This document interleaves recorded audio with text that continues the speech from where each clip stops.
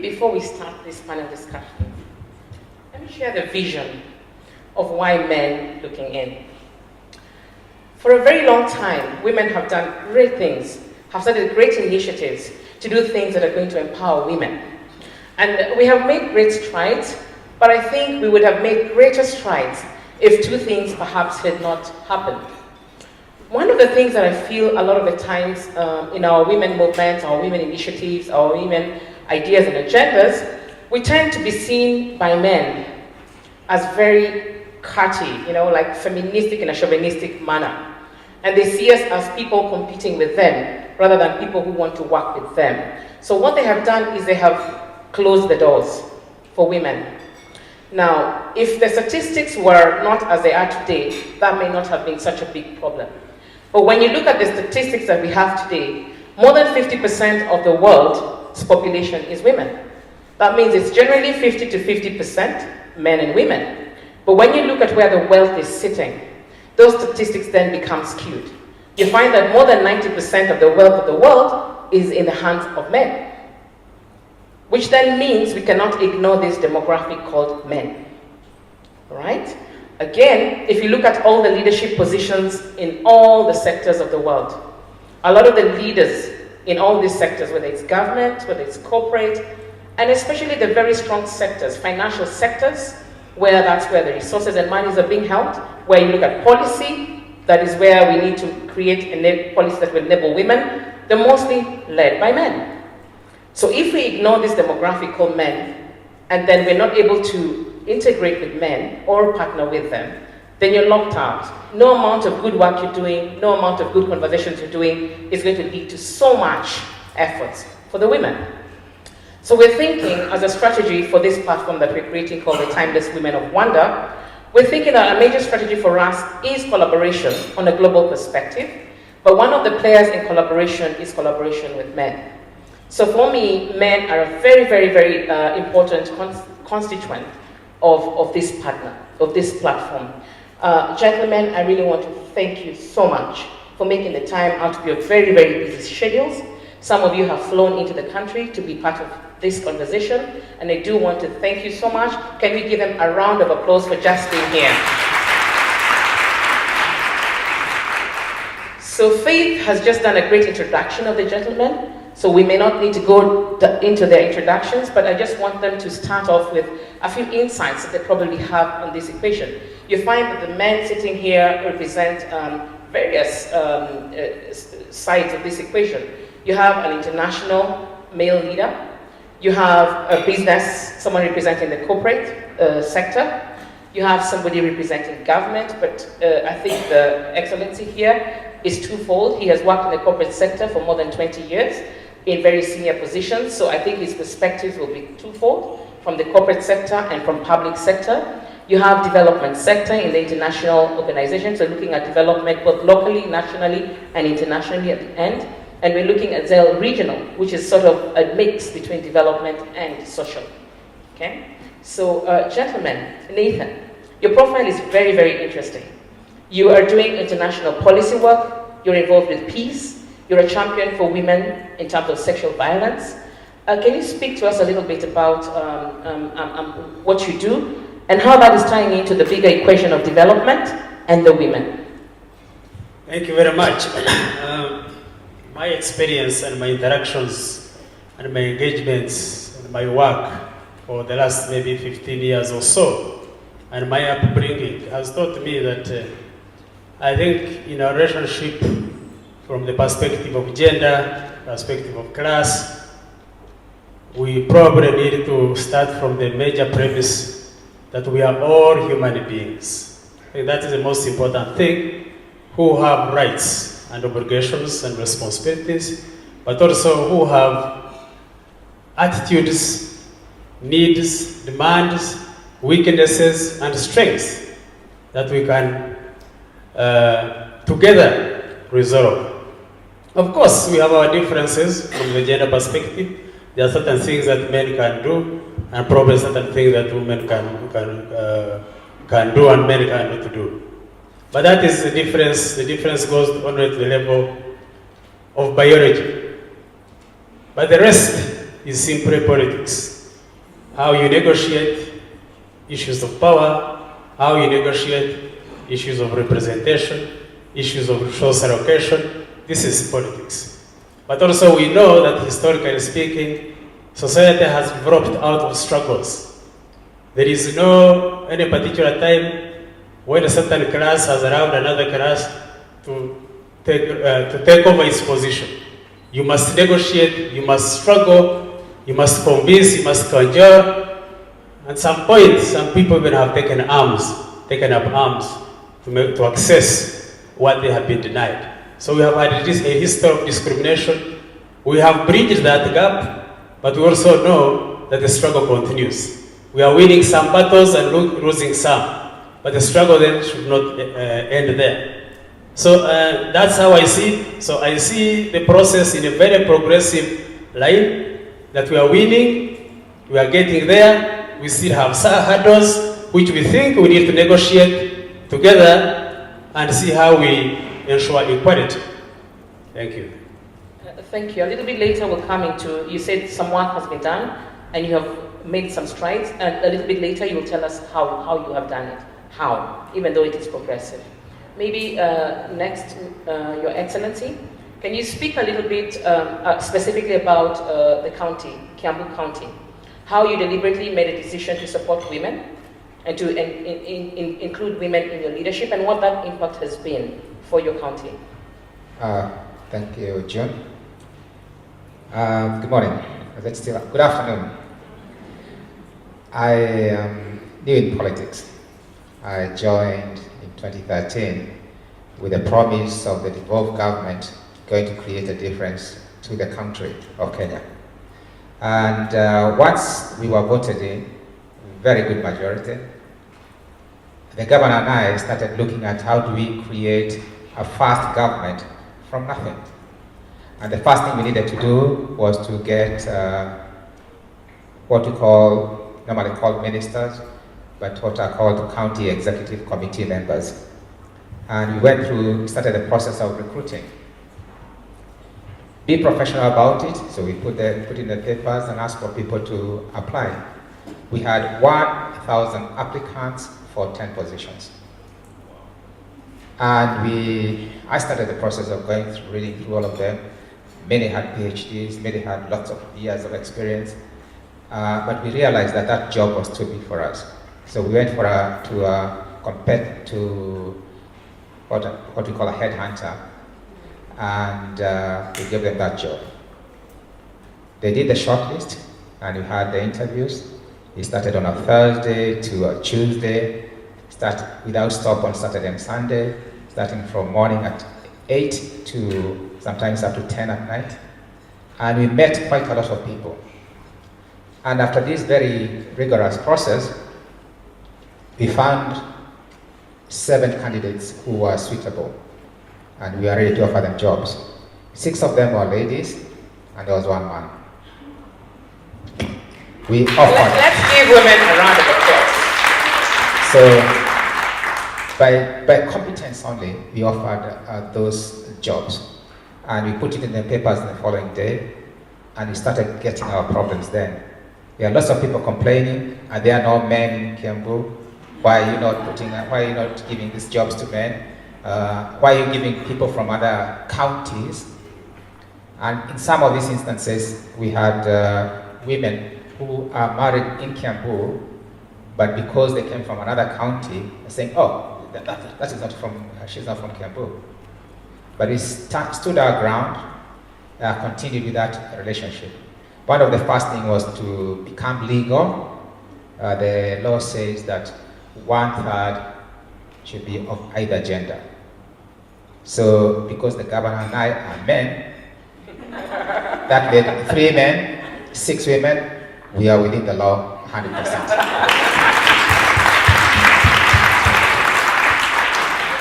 But when people are reading this law, they think 1/3 should be women.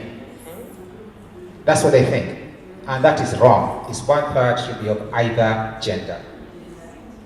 And when you, me, others think that 1/3 should be women, that creates the situation that women will always be the minority in any relationship.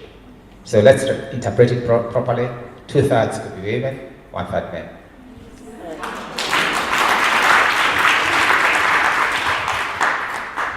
Thank you very much. I'd like to ask Eduardo this question, as you just introduced some insights from the work that you do.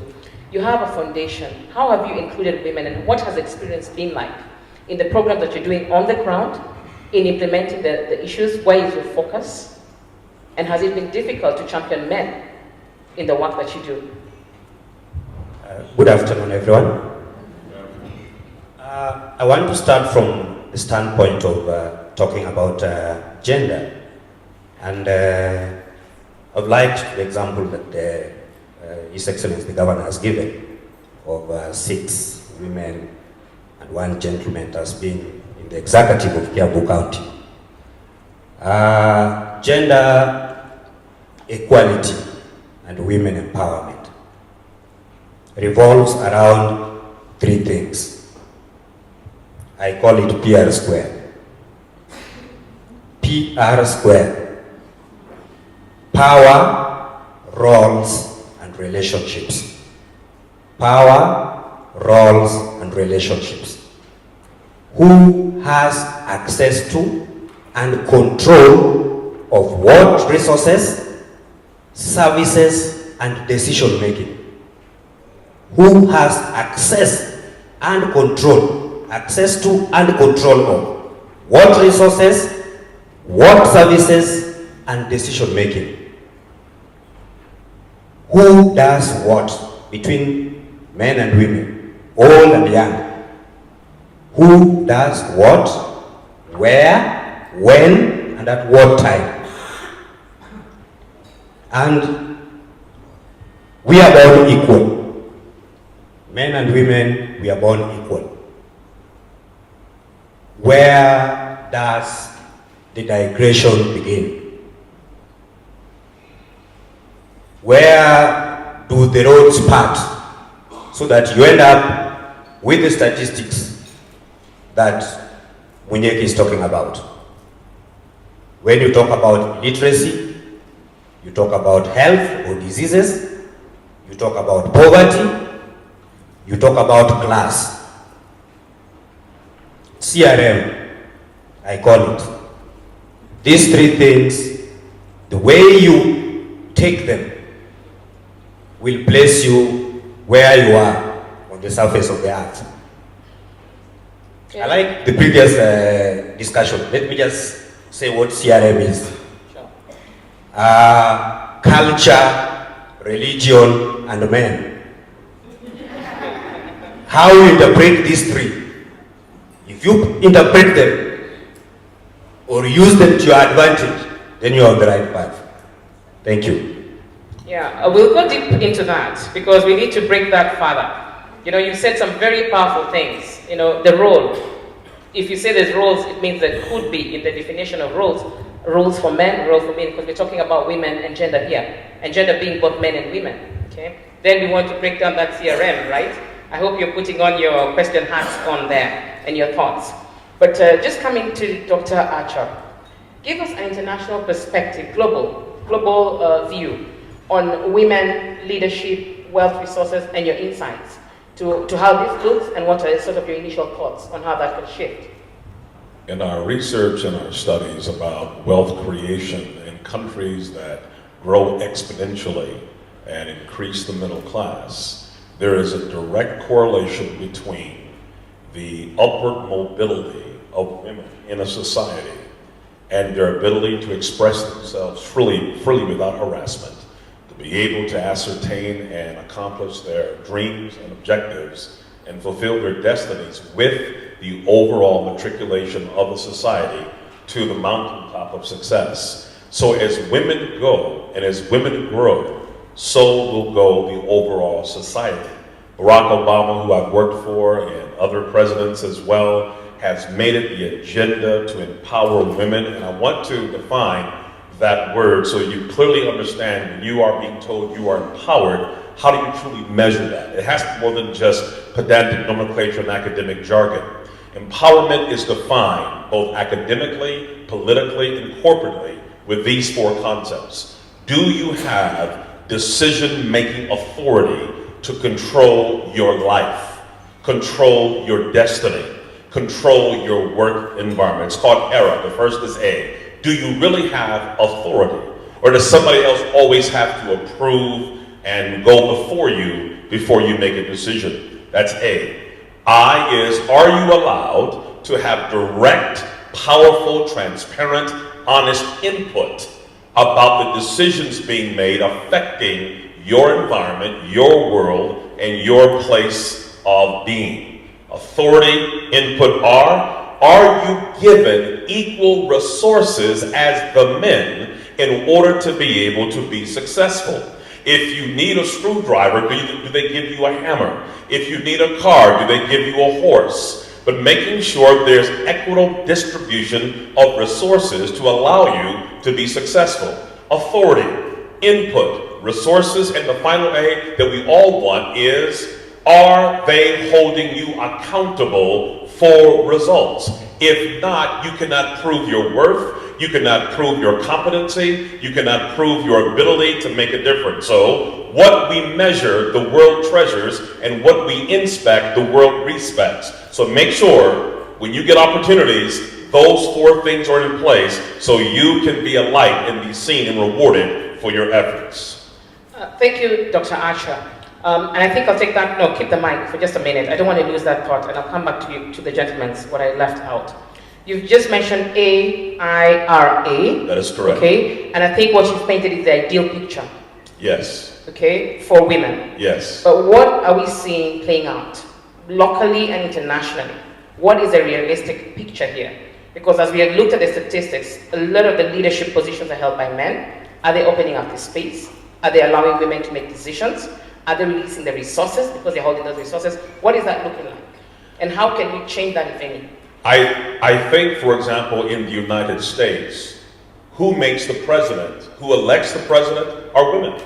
That is a demographical truth. Whoever is able to get that block of voters to vote for their candidate, the woman voter, determine who the next president is going to be. That's why Barack Obama, if it wasn't blacks, it wasn't Hispanics, it wasn't Asians, yes, their votes counted, but it was women in the majority that voted for an African-American Kenya, Kansas man that made him president of the United States. And we will have, in our next election cycle, the first woman president in American history. Hillary Clinton, heard from me first, will be the next president of the United States.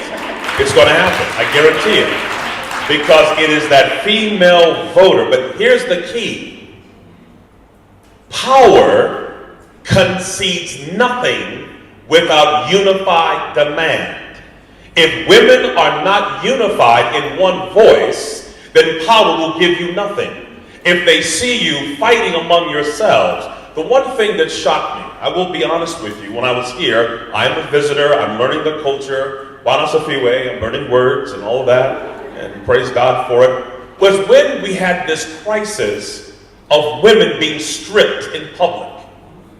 Women who were dressing however they wanted to dress to express themselves, and men took it upon themselves to literally, physically rip their clothes off. Now that was astonishing enough, that freedom of expression should be valued.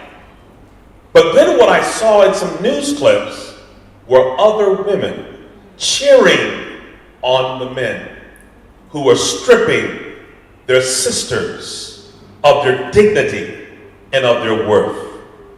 Until that dies, until that changes, power concedes nothing without a unified voice and demand. Okay. That is powerful. That is powerful. And we'll come back to the statistics on leadership and resources, but just over the mic to Suraj. Suraj, having built a career in the corporate industry, and I know you've worked with other corporates other than Intel that you're working for. What has been your experience, number one, in women in leadership, in the resource allocations that Dr. Achans just brought up, for women or to women, and number three, you present a technical sector. how has it been for women in that sector in your experience? And how has it been for men looking at women in that sector? Thank you. It's been lonely, is one word. No, I'll backtrack quite a bit, and I hope you get what I'm trying to say. And the problem is always when you go last, everybody else has said the nice things, so I'm now trying to sort of, let me backtrack that question a little bit. I'm right now working, and I applied for this job in Intel to work on a program that seeks to empower 5 million women to connect them online. And we'll talk about that if there's time allowing.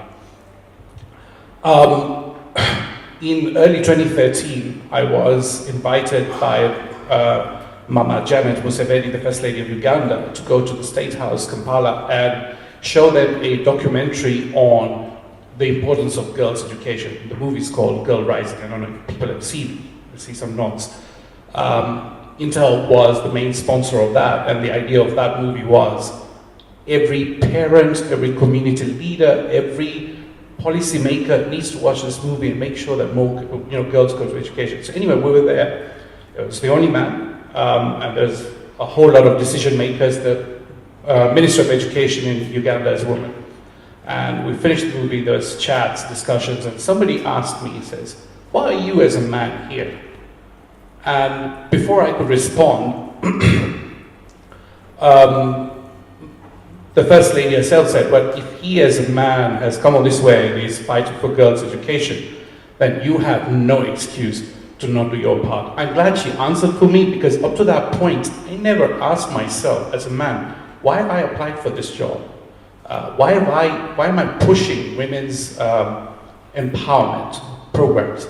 And then I actually sat down after that to think about my life. And now going back to what June is kind of trying to lead in the corporate world, what has been the experience. So my experience has been this. If I go in reverse order, my first business partnership was with 2 women, and this is going back 20 years ago. If there are Kenyans here who have applied for jobs, you may have heard of this company called Adept Systems. They're celebrating 20 years here. Those were my partners. I never thought at that time I'm going to partnership with 2 women. Backtrack a little bit. My first job was at Deloitte & Touche. My first manager was a woman, and I learned a lot from her. But I never questioned that. It never just occurred to me. I just thought I'd learned. Go back. University, first tutor, a woman. Secondary school, first teacher, a woman. Primary school, first teacher, a woman. Go back. Who shaped my life? My mother, who's now going to be 79, I'm fortunate she's a graduate, and she's shaped my life. So I guess it was all of that. So going through the corporate world, I never actually thought that there was any difference in who's leading. I would look at the qualities, and yes, I've had bad bosses as well. I've had some fantastic bosses. But it never occurred to me. But I think now I look at it, and this is where, after thinking through that, I thought, okay, now this is the time we need to bring about equality. At Intel Corporation, and I hope I quote this correctly, we announced in early January, as a global corporation, we're pouring in 300 million within the organization to ensure we take on more women managers as an organization. As part of our empowerment, we're looking to reach out to more women, to empower them in getting over any kind of challenges using technology. The previous session, a lot of things were discussed, like mining, etc. I think the key solution here is access to relevant information. If you get that, you go beyond, get that information, learn what technology is helping you do. Right now, the internet is the base. We used to say education was the basic right. I think now the internet is the basic right for every woman to empower herself. And we've seen this in the women we've reached out already. Is there anybody else here from Joyful Women Organization? It's a powerful Kenyan women banker organizations led by Mrs. Ruto, the wife of the Deputy President. And that's where things started. This woman came aboard and she said her husband actually left her or wasn't paying attention to her. And she started empowering herself, and she became very successful. The guy came back. My point is, there's 5 men here. We're not the only ones who believe that a more healthy work environment, a more healthy society is going to be when the other decision maker comes in and gives them their input. Somebody mentioned earlier on in the last that women are being forced to think like men. Why should you think like men? You're bringing in a much more fresher perspective. Why should you think like men? Those boardroom ideas of this is how it's meant to be, challenge it, because you have your right.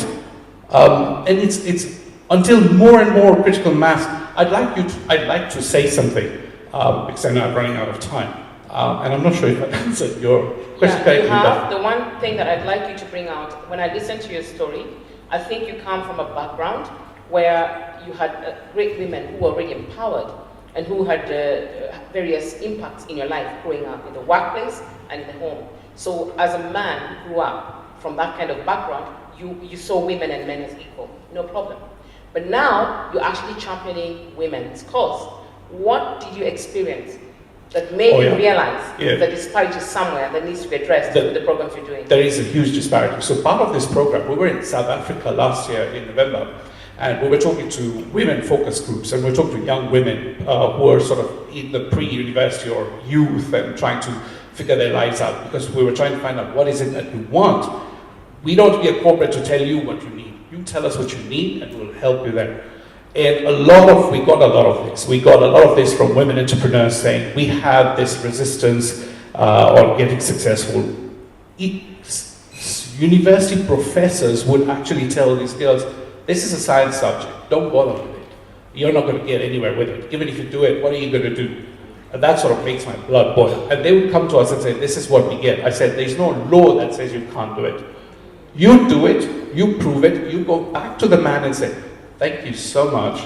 Had it not been for you, I would not have overcome this. So that's the kind of resistance we're seeing. I really want to say something about, thank you.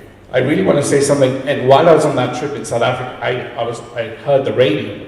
The first parliament speaker in independent South Africa was a woman. Her name's Freni Ginawala. And last year, being the 20 years of South Africa, she came on board, and I do not want to misquote her, so I'll say I'll read out the exact quote. And she said, I think we should stop talking about the empowerment of women.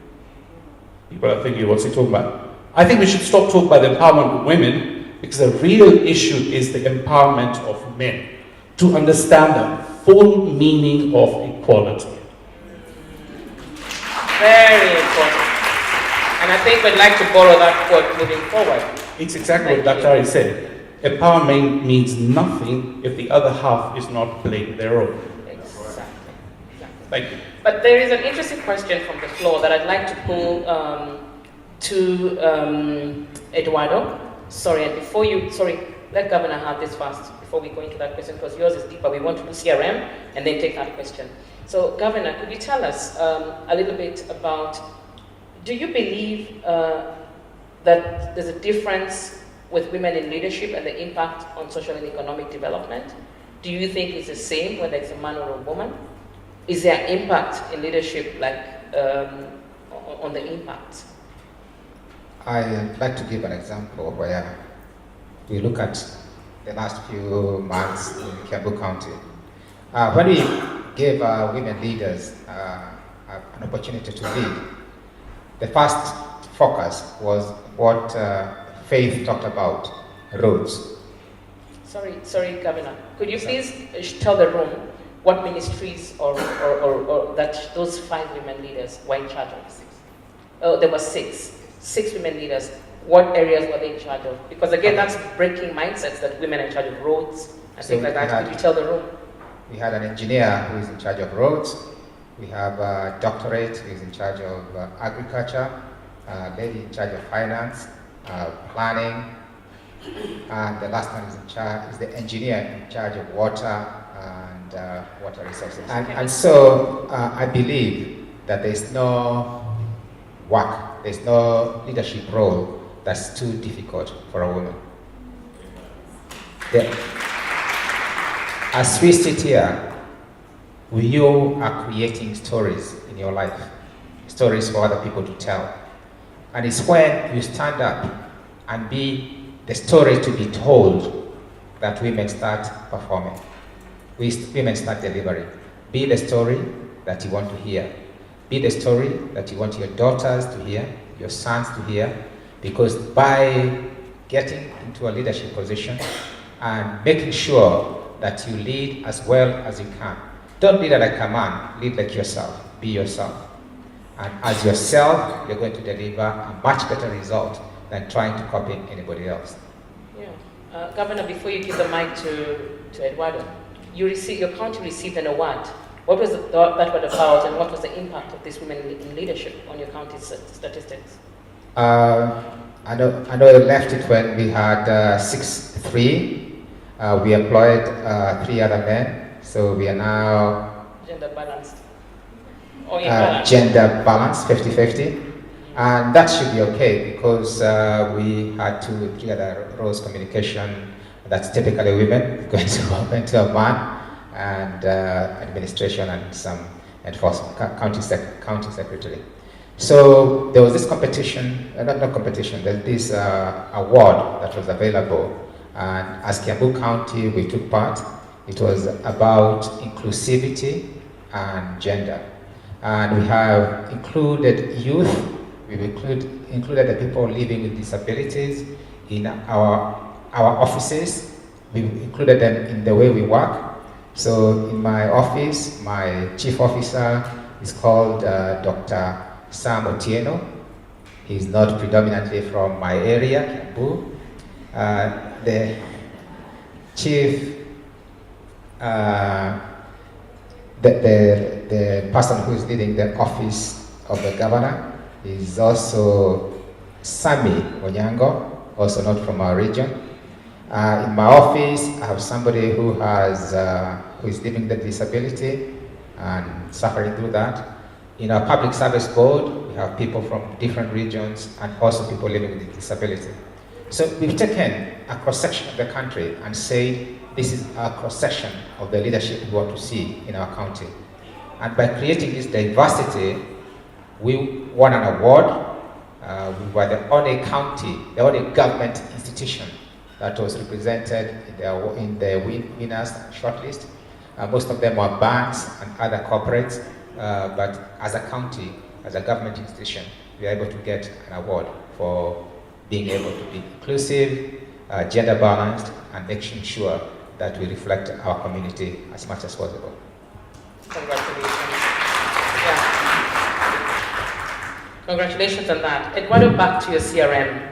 I think the floor wants to understand your CRM deeper. How culture, religion, and men do affect the way women and men's roles play out, okay? The decision-making power, and how the power swings between men and women.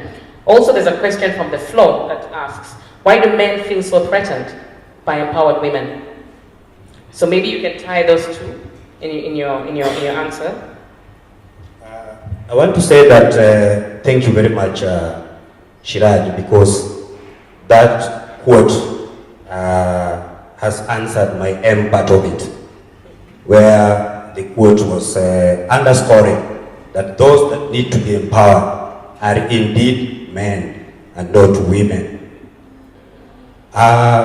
We do not have a homogeneous population called women or girls, but a lot of the negative statistics, we try to have generalities and generalize that women are this, girls are this, women cannot do this or women cannot do that, and so on and so forth.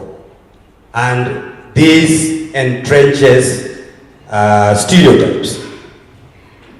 In the education sector where I work, you find that young girls who are going to school, for example, primary schools, you have to work 10 times harder to be at the same level with the boys because of one of the R's that I mentioned, the roles.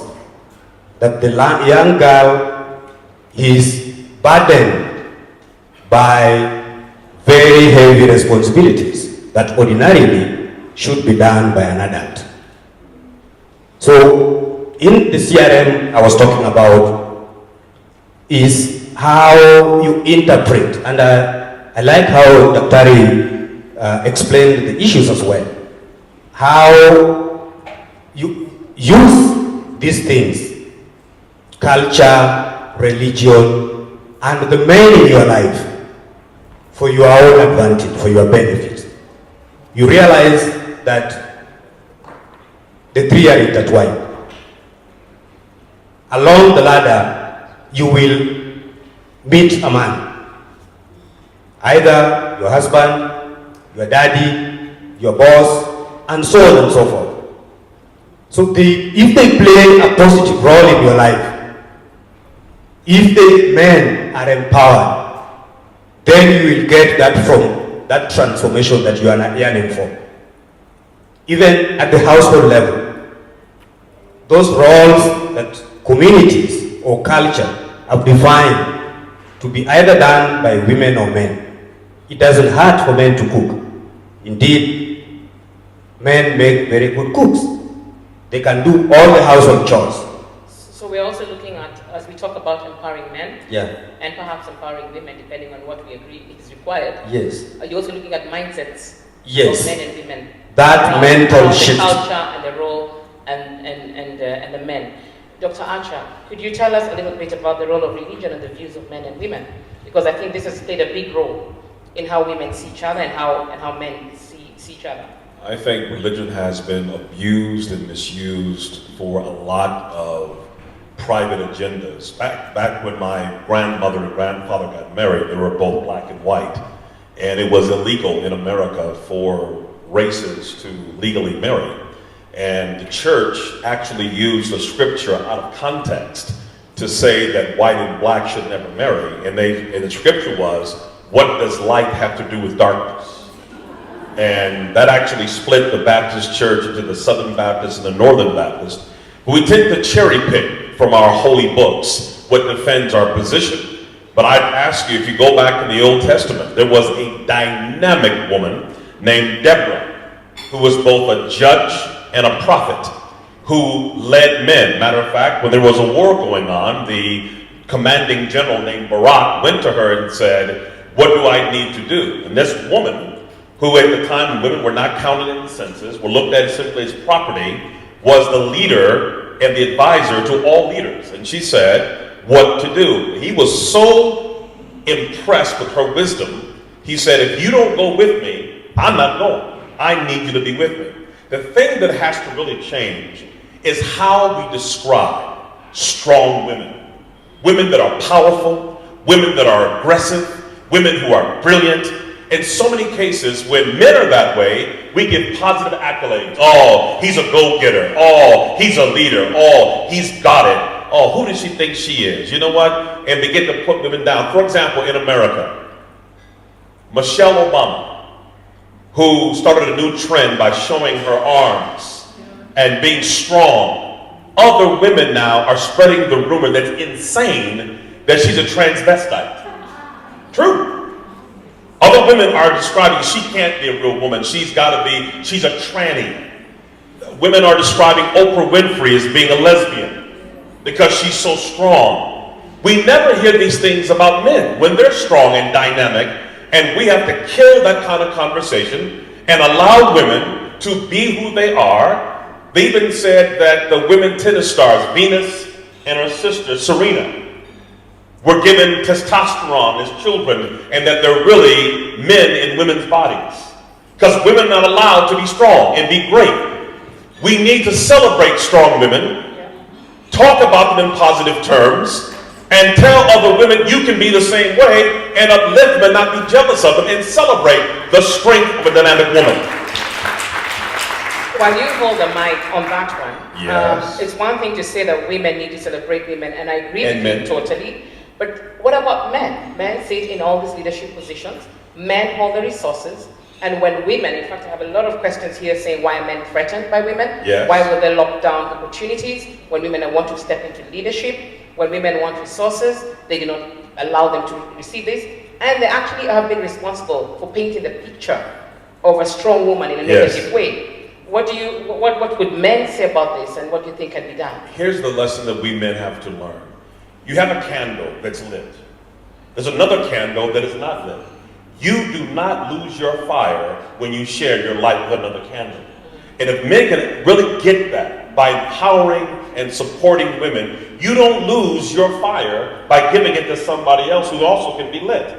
It's not a win-lose scenario. It is a win-win. The stronger that my woman or my mother or my sister, my friend is, the stronger I am as a man. I don't lose anything. I gain by having a more educated, more powerful, wealthy, dynamic, beautiful, daring, creative woman in society. We don't lose, we win. Great. And so there's a question from the floor. You want to add something?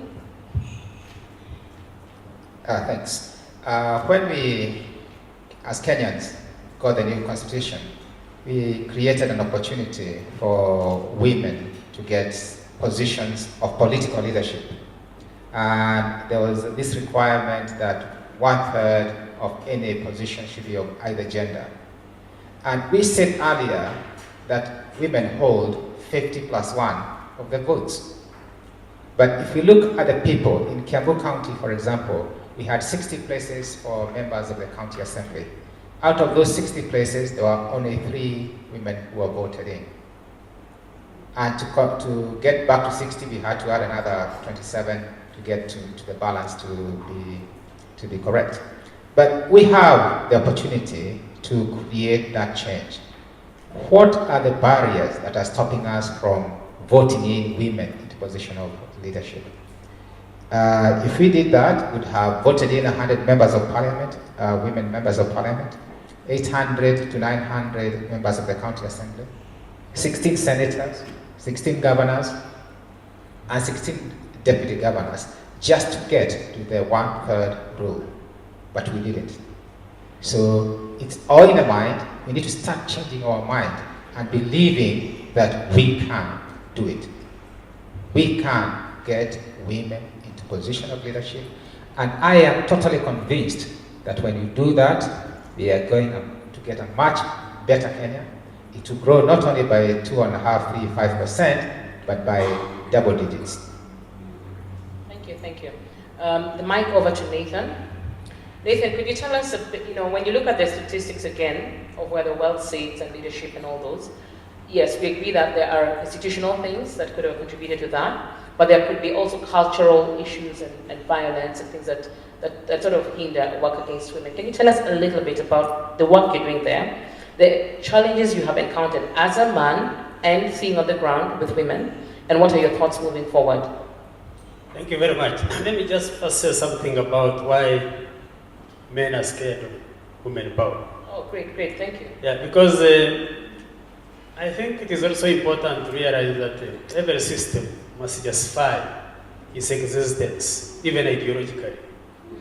Because, you take an example of, we are talking about patriarchy here as a system, dominating. Of course, there are other forces emerging. So they must justify it. If you hear of ideas like, women cannot express themselves. Who said that men all the time express themselves? Men also do not, actually. And they need capacity, just like also women need capacity building. They say women do not support themselves in politics.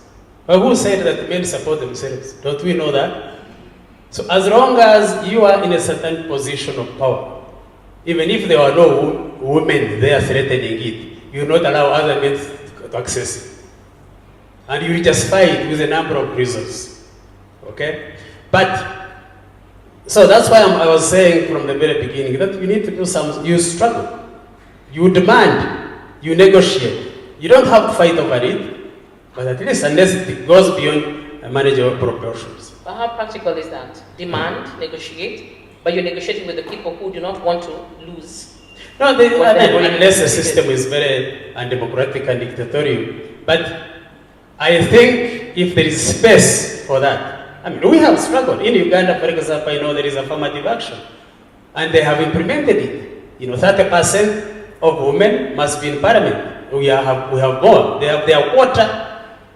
It was by the 1995 constitution, they have implemented it. Every district must have a woman representative. They are there. There are those who struggle on their own, compete with men and defeat them. They are actually voted by both men and women. Okay? We don't even have to struggle so much to say, okay, we are the majority as women, therefore we must necessarily be voted. It doesn't work like that because there are other intervening variables that influence the dynamic there. So it is important that actually you mobilize all the gender, the men and women and the youth and all that, to support you and portraying a message that actually communicates to all gender, not necessarily one gender. Because when you do that, then you are creating division, then you are creating groups and cliques, then you have a little bit of trouble. But also, most importantly, I was also thinking that we need also to look at it is known what we need to do. They have put it in international instruments, they are in regional instruments, they are in our constitution, but we still have a problem of implementation and at times even enforcement. And that is why we have to be very, very important. In where I've been working from, the International Conference of the Greater Lakes Region, we generated in 2004 what they called the Arusha Declaration. The Dar es Salaam Declaration of 2004. Later we came to the Nairobi Pact on Security, Stability and Development. Those instruments, all of them mention about the importance of protection of women from, for example, sexual violence, from marginalization, and mainstreaming gender issues. We have been doing that with a lot of difficulty. I was coordinating, before I was a program officer for cross-cutting issues at the Bujumbura-based International Conference of the Greater Lakes Region. I was tasked with the responsibility to ensure that I put in place a regional women forum, which I did in 2010, with the support of a woman who happened to be then the minister, the late, unfortunately, the Minister of Gender in Rwanda. We put it in place and we had representation of all women. We didn't even have money, but we negotiated. We talk about cooperation and partnership. I didn't have money. She had some money for a different purpose. We sat and we discussed. I said, you know what? I have the money, but I don't have the women to invite to this meeting. I said, I have the women, but I don't have the money. So I said, okay, let's now develop an agenda. Just make sure that you bring me the women I want, because I want them for a purpose. I have a program for that. I say, okay, bring me the money, I bring them, and then also give me the next day to be mine. And we resolved that. We didn't have money outside. And we have been functional, working with the Office of Special Envoy on the Great Lakes region, and at least I left it intact and it's moving. But the challenges are always there. We also, we have a protocol on prevention of sexual violence.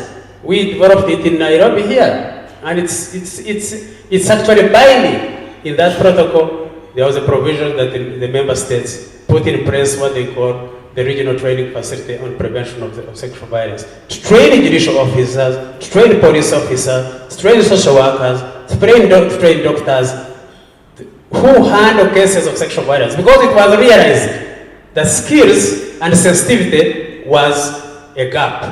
I mean, you have lawyers, very experienced, very brilliant lawyers, they go to school, they never get introduced in handling issues of women. You have judges, they are dominantly men, you bring this woman before him, and the way he perceives, it's just like any other ordinary business.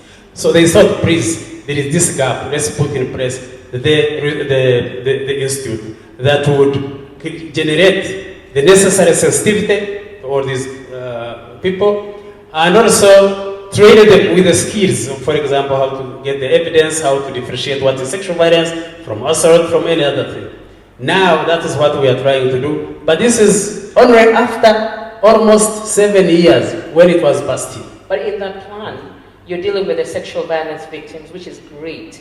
But do you have anything in the plan there for the perpetrators of the violence? Do you have any plan in the protocol that deals with the perpetrators of the violence? Yeah, first of all, if you talk of violence, sexual violence, especially in situations of conflict, If I hear, for example, that genocide is taking place in a certain place of this region, I will know that it's mostly men doing that.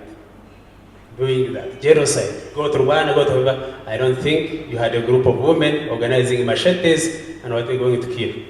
It must have been a group of men expressing their power, physically speaking, to do all that harm. But the same protocol talks about fighting that impunity, that you cannot go, do it, and get away with it. You must get arrested, even if you're operating in DRC and you run to Kenya, there must be a way of getting you back to Kenya through the judicial cooperation protocol. The same protocol says that, however, even if we have arrested you, taken you to prison, detained you there, punished you for 3 years, or 4 or 10, we must find a way of rehabilitating you so that we fight recidivism. That is fantastic. So I'll read a few questions from the floor before I open up also to their comments. I think they need to engage with the panelists. I'll just say, there's a question that says, do men get it anyway? Do you understand there is a disparity in the first place? Then there's a lot of questions here on mentorship. Okay, they're saying, are men willing to mentor women? Your Excellency, some are very specific. There is a big gap on political leadership and public leadership for women.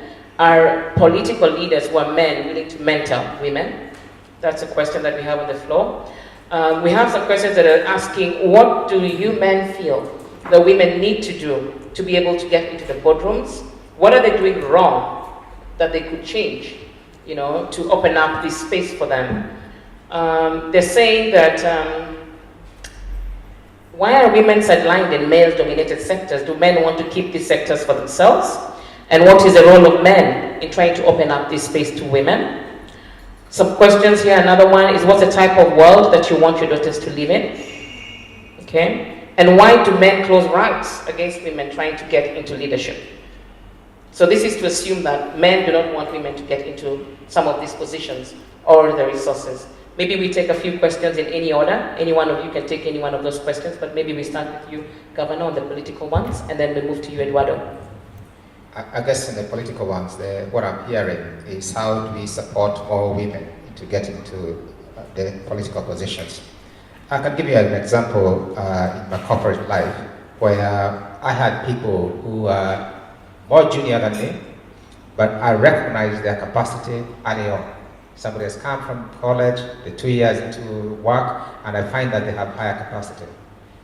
What I did is mentor them and realize, like Dr. Ron Archer has said, that by getting that person to grow, it does not diminish me. And it helped that some of the people came, grew, and became my boss. And I didn't think that that is bad for me. It's good for everybody. Patricia Murioki became the marketing director. We have, and I was still a manager, but it didn't stop her from being at that level, coming to me to still look for somebody to discuss with and also for get ideas. So it doesn't matter what level you are, mentorship is important. Identify somebody who you will be exchanging your dreams, your vision for yourself, personal vision, where you think you can go. And you have heard of the reference to a glass ceiling.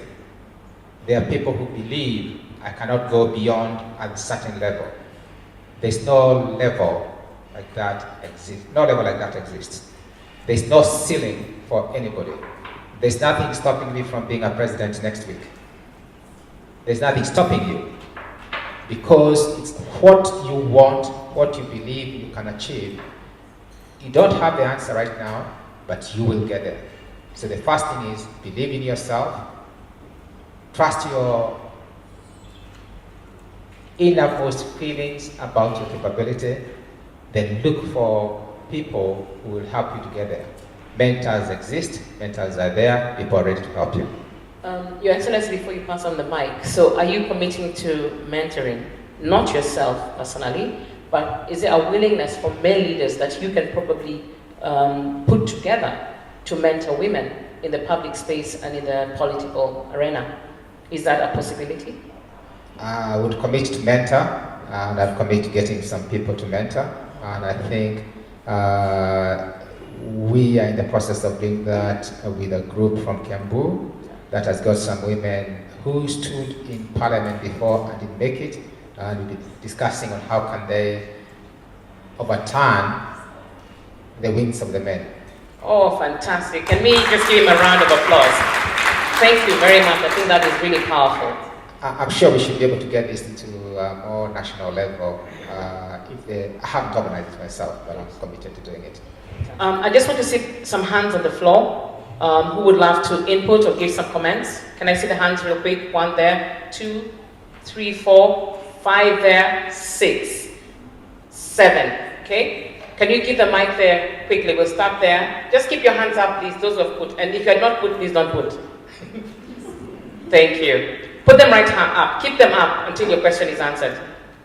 Let's take those comments and questions really quick. And as we do that, I'd just like to ask the men of the panel. There's a lot of views that women feel that a lot of men look at them as sexual objects, whether it's in the workplace, whether it's in the political space. You know, what are your views on that? You can be, yeah? That's your voice. Okay. And you answer that, but let's take some inputs from the floor right there at the corner. Can we have the mic? Let's start at the end. Okay. Then go on. And then we'll take it back. Okay, keep your hands up, those whose hands were up, please. We want to do this quick. Thank you.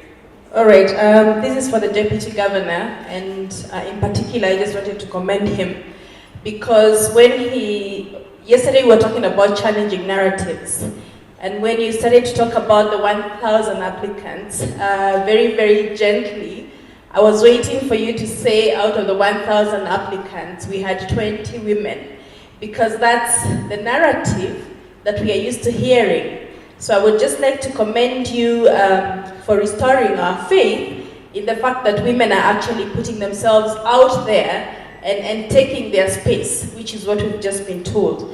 One of the questions that I had, which you've already begun to answer, and I hope that can go on the national platform, is the fact that we've been saying here that resources are in the hands of men.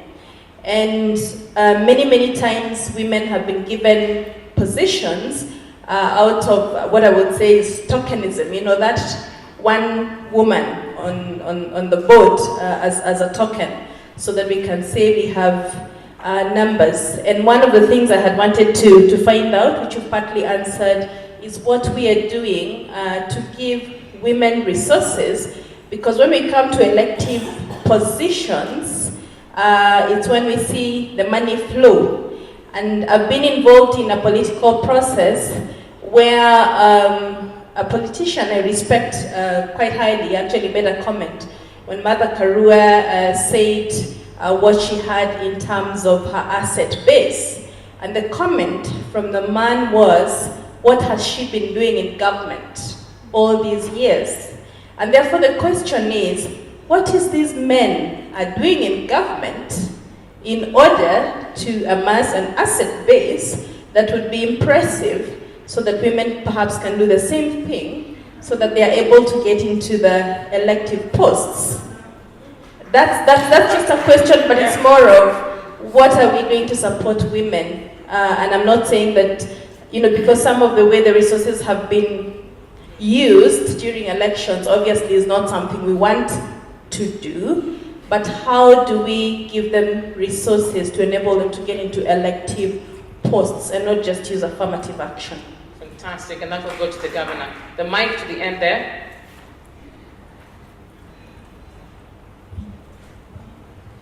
Good afternoon. All right.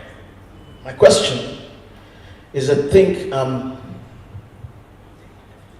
it goes this way. The conference we're having is an excellent conference. But my question is, what happens after tomorrow? After each and every one of us at home? What will happen when we are all back in Uganda, in Mozambique, in the UK, and in Nigeria, or in our diverse places? What will happen? Will we say, oh, wow, that was a wonderful conference. Oh, I'm longing for the next one next year.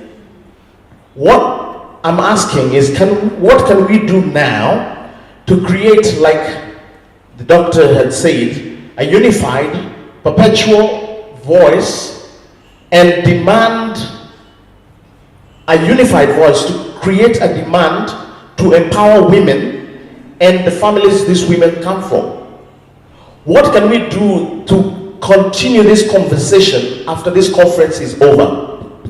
I know we have not thought maybe in terms of long term, but I like thinking about 1 week from now, 2 weeks from now. I know we're having this conversation, but the doctor said something. I think, let me quote him. He said, "Power concedes nothing where there's no unified voice and demand."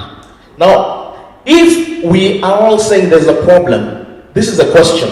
How are we doing anything in this conference to create ourselves, both the men and the women here, to create a unified voice and a unified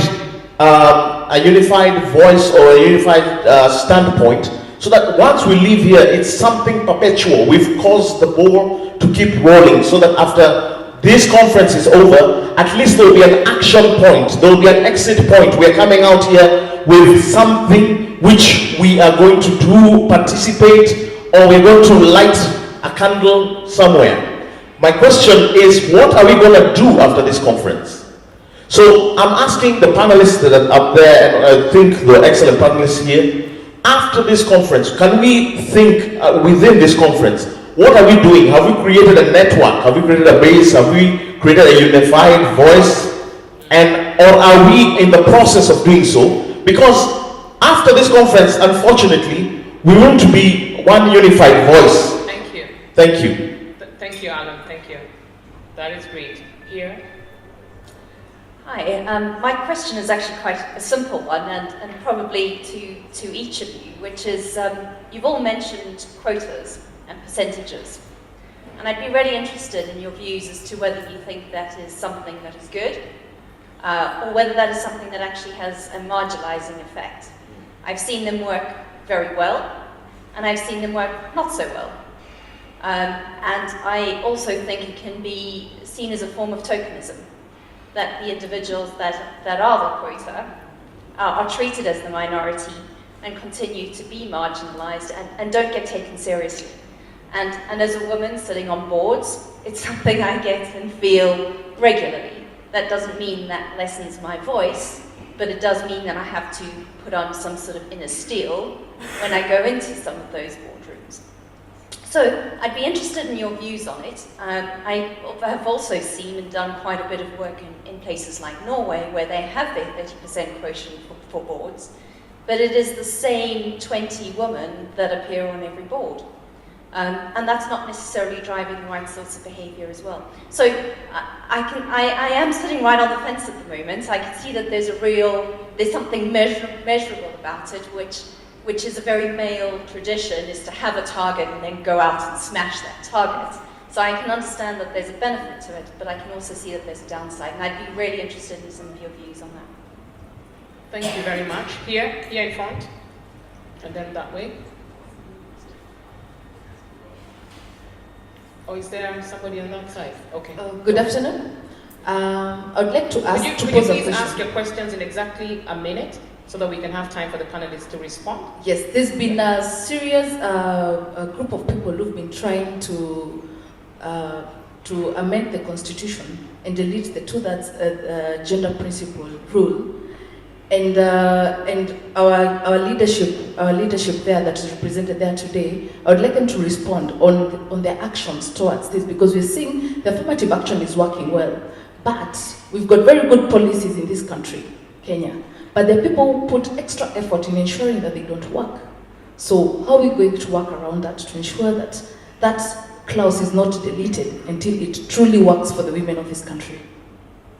Okay, thank you. Okay, thank you. Now, mine is actually a comment. Thank you very much, gentlemen. It was great hearing your views. And for me, I would like to add that we are right now, I think what we need for success in this male-female partnership and gender equality is to think friend, not foe.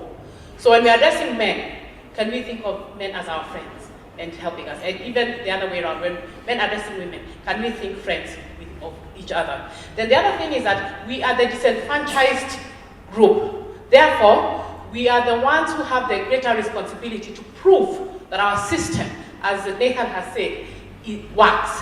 And I'll give an example. I work with the women at grassroots level. One of the things we do is that we encourage them to form groups so that we can support them through the groups. And we had a program where we're supporting women in Doldo. You can imagine how remote it is, and we're dealing with Maasais. So in the beginning, even the training was so difficult because the men did not want the women to come and had to be present so that they can know what is being told to their women. So when the groups are being formed, very many men did not want their women to be part of it. So many women were excluded. Thank you very much. Thank you very much. So we'll quickly just run through the panels. I'm sure you each picked a question from the floor. I will take Alan's in terms of next steps at the end of this. Honorable Governor, perhaps you can address all the public government-related questions, and also look at the challenges that we are facing when we do what the lady Carla there mentioned. In terms of these numbers, are they marginalizing women, or are they going to actually empower women? And what are the challenges? When you look at Kenya as a country that already has put that rule of 2/3 representation, and we don't even have one governor who's a woman. How did it work to go against the women when we have a law that states that 2/3 of all those public offices should be women? And what are we doing to address that? Suraj, would you take the corporate questions, leadership, boards? How can women play into that? And Dr. Archer, could you take the questions around women in leadership and what women need to do in terms of how men can position themselves not to see women as sexual objects and allow them in these spaces, okay? And then the two gentlemen, I'm sure you picked some questions, and yourself as well as you wrap up. Thank you very much. All right, thank you very much. I'll pick a couple of questions. One was on resources. What do men do to gain resources to be able to stand, and how can we get these opportunities for women as well? And the major problem with that assertion is that we'll create a political position by the virtue of the amount of money that you have. And this comes when we have a political environment where we vote individuals, we don't vote values. Where we vote individuals, we don't have a political position of a political party. And so far, the elections that we've had in Kenya, that's what has been happening. It's an individual, and for the individual to stand out, they tend to spend money in advertising, in coercing other people. So we are at that stage of our political development where we do not have strong political parties with real ideals. Even the political parties that are there have, if you look at their manifestos, they're all similar. So the choice for people is difficult. So how do we get women to stand out in that environment? How do you stand out where you have to stand out as yourself, not as somebody who is connected to a party? What happened in the last elections? You had two major groups, Jubilee and CORD. If you are in a CORD region and you are the CORD candidate, you go in. If you are a Jubilee candidate in a Jubilee region, you go in. And it does not matter what your capabilities are. This is something that we need to work on in our political environment to ensure that we have real parties with real values and also real agendas. That's beginning to turn out slowly, with Jubilee looking more conservative, CORD looking more, what's the opposite of conservative? Yeah, and liberal. And therefore, that is where we are at the moment. So it will not be a direct translation. What you do, there's going to be hard work. The next one was on quotas and percentages. The quotas can only be the first step to put your foot on the across the divide. Once we have a number of women who are in political positions or political leadership, we need to create the environment for sustainability. If I go back to my corporate life again, we had what we call personal development plans. We'd be able to identify individuals who have the capacity and give them personal development plans. And then we had also succession planning. And in our succession planning, we'd say this person is going to achieve this level within the next year, the next 2 years, 5 years, or never. And when we identified somebody who is ready now, then we'll make sure we identify a mentor who will give them the capability to move on, the confidence to lead, and assurance that you will be supported when you get there. So we need to have similar programs in the political realm where we can then be able to develop people to their capability. I think I'll pass on the other questions to other people. Sure. And if we just do that with your as you wrap, really quick, we're really okay. Yeah. So very good question. You said there's a lot of work being done towards women, yet the status seems to remain the same. And what is the relevant information to be given to women to uplift themselves? I strongly believe in this not because I work for a technology company, but I think technology, access to information through technology, the internet, etc., is going to be the equalizer. Once you know how to use technology to your benefit, there is nothing that can stop you to say, you're wrong and I'm right. And that brings us back to the boardroom question. But I just want to tell you that this program that we're running is actually to give women a network, an idea of what part of technology and what part of the information out there will help them prove themselves. Once they prove themselves, who's going to stop you?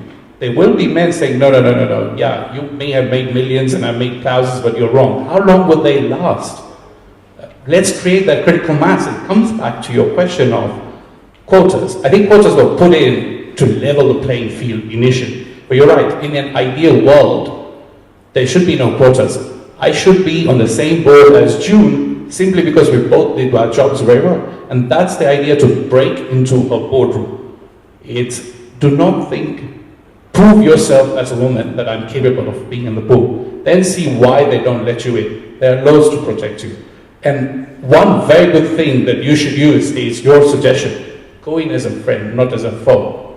The man's going to say she's going to bring in the female agenda. So he's already got his guard up. You go in as a friend, help him achieve what he wants to do, then you see your chance. Don't tell anyone I told you this. Thank you. We have come over on different ships, but we're in the same boat now. We either learn to work together as friends or perish as fools, for a high tide will raise all of our ships. None of us can be smarter or greater than all of us. When it comes to sexual harassment or men viewing women as sexual objects, it was a big problem in America for years, where a woman who was talented and capable would only be able to rise up in the organization based upon providing sexual favors to a man in power. And the only thing that stopped that allowed women to rise on merit, was laws, Supreme Court rulings about sexual harassment, and eventually a zero tolerance policy, that if a man would use his position to try to intimidate, coerce, manipulate, and control a woman sexually, he was fired immediately. Bill Clinton, who was a client of mine, had some challenges with his sexual libido and with his intern, and he suffered the consequences. He was impeached, the first president since the Civil War. He lost his legal status as a lawyer, and he could never run for office again or ever sit on the Supreme Court, things that he wanted to do. So consequences must be stern, women must be protected and valued, and there must be a zero tolerance policy for treating women as sexual objects instead of allowing them to let their merits speak for themselves. very much. Thank you very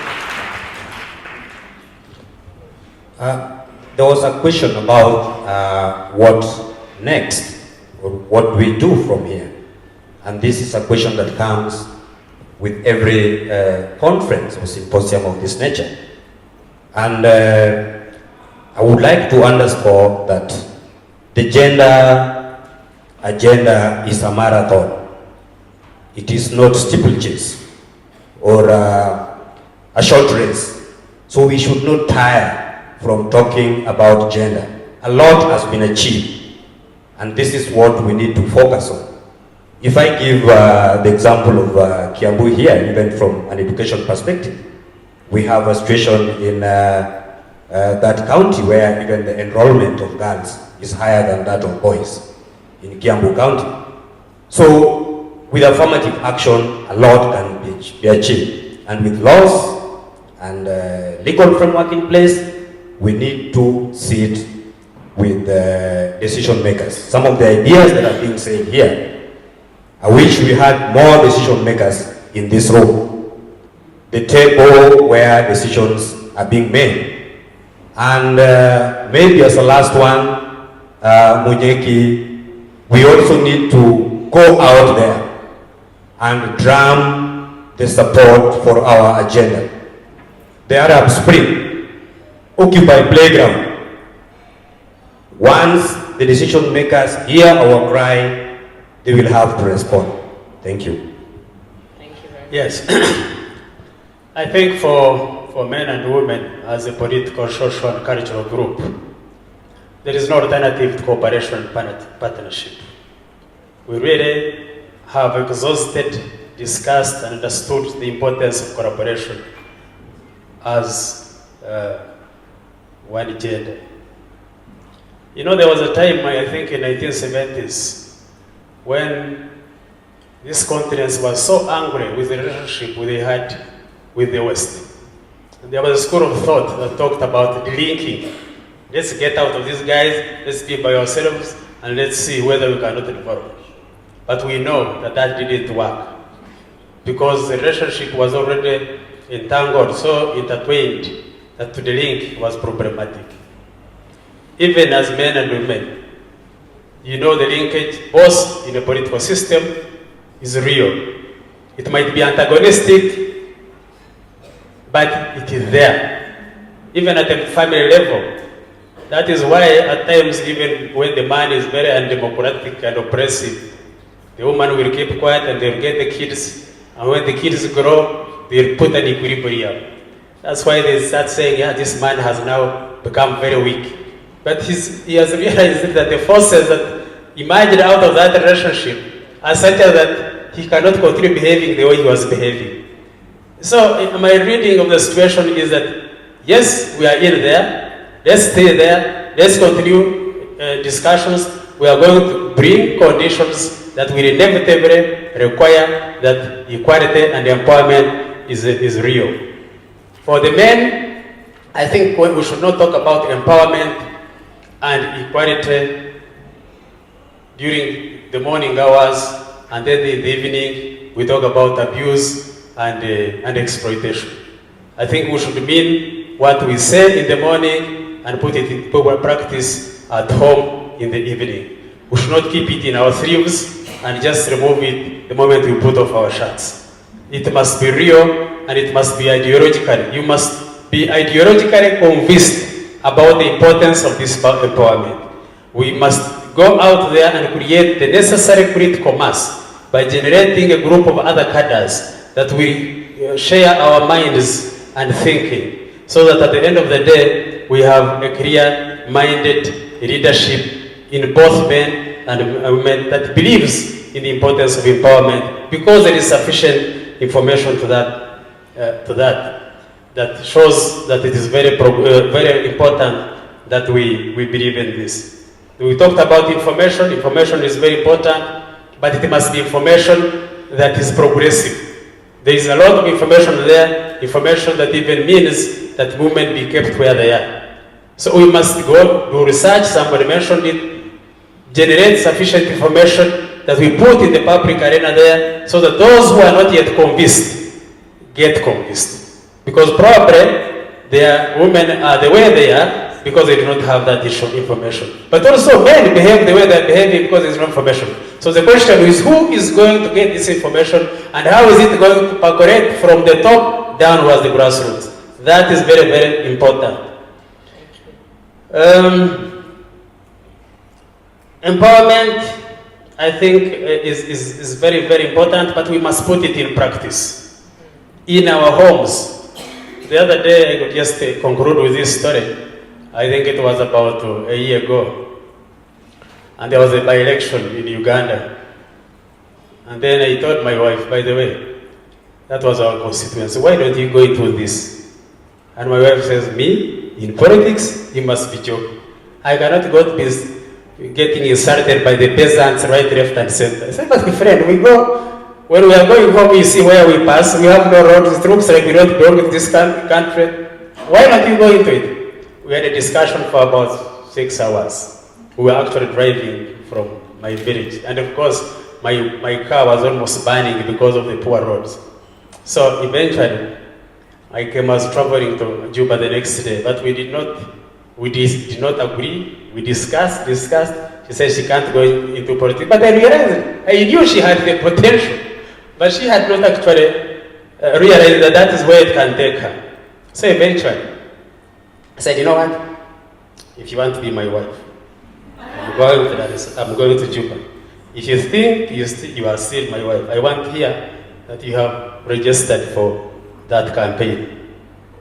So she did not even open the, usually in the morning she opens the door for me to go when I'm traveling at the night. She did not even open. I said, go, fine.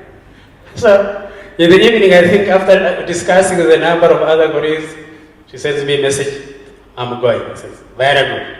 Now when she entered there, the other day when I was telling her to get out, she did not want at all. Because she realized the importance of working for communities. She listened to the people and understood that she had a role to play to the community there. And she's there. Now, because of that, she talks to the president calls her right after there. I said, my friend, now the president doesn't even know me, but she knows her. But she had the capacity, but she had not realized that she has it. So at times, it might require that you put some minimum force in the interest of empowerment. Thank you so much. Thank you so very much. Thank you so very much. We realized even the importance in a family setting for empowering, believing in wives, in spouses, in daughters, in sons. It has a big effect, sometimes perhaps through coercion, but otherwise, through persuasion as well, right? As we tie this panel discussion down, I'd just like to leave by responding to Alan's questions of what next, so that we don't waste these conversations. A number of things in terms of what next. These conversations, if you have noticed, your moderators are very, very good. They're going down into depth and picking some outcomes. So today evening at about 5 o'clock, they're going to paint back that picture to you, so that we can see everything that we have discussed since we came here in the morning and what that is telling us in terms of things. And after that session, there are 4 tables going to be out there with key areas. I'd like you to put your cards, your name and numbers and emails. I hope you all registered so that we know where your interest area is, so that this conversation continues. Remember, this is not just a conference, this is a platform to dialogue and to continue this conversation by doing, okay? And then another thing is also to use the media platform. There's going to be a session after this, after lunch, which we will do very, very, very quickly because we've lost time and we have the media people here. I'm sure they're arriving now. That is going to discuss the role of media in empowering women, in changing their mindsets, and in influencing development. And that's a platform that we're hoping that we're going to engage with media, because media is really a great platform for transforming mindsets, for empowering, for having these discussions and engagement, and to actually hold us to account on what we said. When you say something on media that you're going to do, then you're held account automatically to doing it. So these are just sort of the next steps, the immediate next steps. And from the morning panel, one of the things we're going to sit together with a small team at the end of this conference today is to sit and start to look at the targets that we want, the Rapid Results Initiative. You know, that's very good to get that momentum off. You know, what is it that we're going to do? And I promise you, because this is my commitment to you, that we will actually involve you and share with you those plans and the targets and what it is we want to do. Okay? So thank you very much. Please welcome me in clapping and really celebrating these men who have committed to supporting women in Africa. Thank you very much.